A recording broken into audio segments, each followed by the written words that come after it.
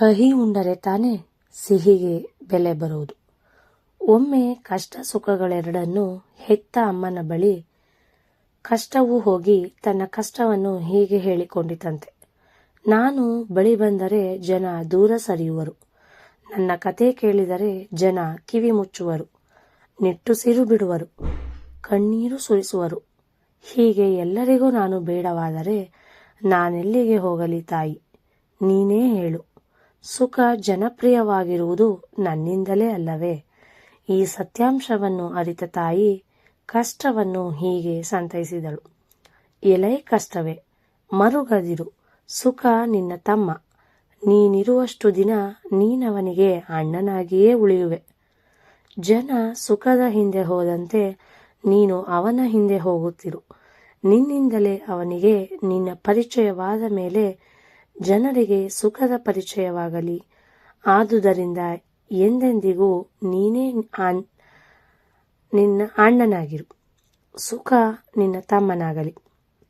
ಇದನ್ನು ಕೇಳಿ ಸಮಾಧಾನಪಟ್ಟ ಕಷ್ಟ ಸದಾ ಸುಖಗಳನ್ನು ಹಿಂಬಾಲಿಸುವಂತಲೇ ಬಂದಿದೆ. ಸುಖ ಏನೆಂಬುದು ಗೊತ್ತಾಗಬೇಕಿದ್ದರೆ ಮೊದಲು ಕಷ್ಟದ ಅರಿವಾಗಬೇಕು.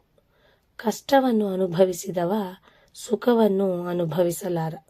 ಇದು ಜೀವನದ ಸತ್ಯ.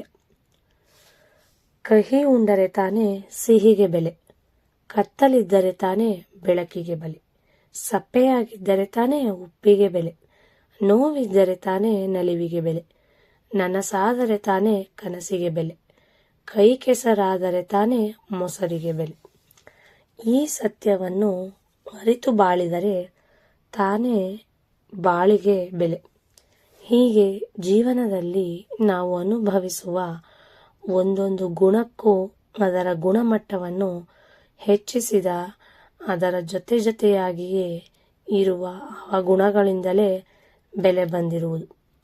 ವಾಸನೆ ಇದ್ದುದರಿಂದಲೇ ಪರಿಮಳವೇನೆಂಬುದು ನಮಗೆ ತಿಳಿಯಿತು. ನಷ್ಟ ಲಾಭದ ಬೆಲೆಯನ್ನು ತಿಳಿಸಿತು. ಅಜ್ಞಾನ ಜ್ಞಾನದ ಬೆಲೆಯನ್ನು, ಕುರೂಪ ಸ್ವರೂಪದ ಬೆಲೆಯನ್ನು, ಕರ್ಕಶ ಮಧುರತೆಯ ಬೆಲೆಯನ್ನು ತಿಳಿಸಿದಂತೆ.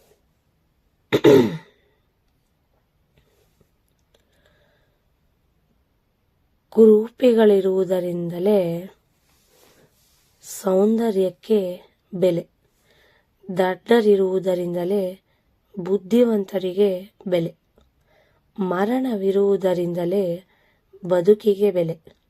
ಈ ಜಗತ್ತಿನಲ್ಲಿ ಬಡವರಿದ್ದುದಕ್ಕೇನೆ ಶ್ರೀಮಂತರು ಶ್ರೀಮಂತರೆನಿಸಿಕೊಂಡಿದ್ದಾರೆ. ಹಸಿವಿರುವುದರಿಂದಲೇ ದುಡಿಮೆಗೆ ಬೆಲೆ, ದಾನವರಿರುವುದರಿಂದಲೇ ದೇವತೆಗಳಿಗೆ ಬೆಲೆ. ರಾಮಾಯಣದಲ್ಲಿ ಶ್ರೀರಾಮಚಂದ್ರ ಮರ್ಯಾದೆ ಪುರುಷೋತ್ತಮನಾಗಲು ರಾವಣನು ಕೂಡ ಒಂದು ಕಾರಣ.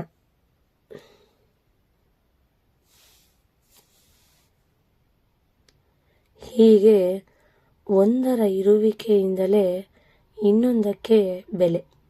ಹೀಗೆ ಒಂದಿನ್ನೊಂದನ್ನು ಬಿಟ್ಟಿರದೆ ಒಂದಿನ್ನೊಂದರ ಅರ್ಥವನ್ನು ಹೆಚ್ಚಿಸುವ ಗುಣಗಳೆರಡರ ಬಗ್ಗೆಯೂ ಪರಿಚಯವಿರಲಿ, ಎಚ್ಚರವಿರಲಿ.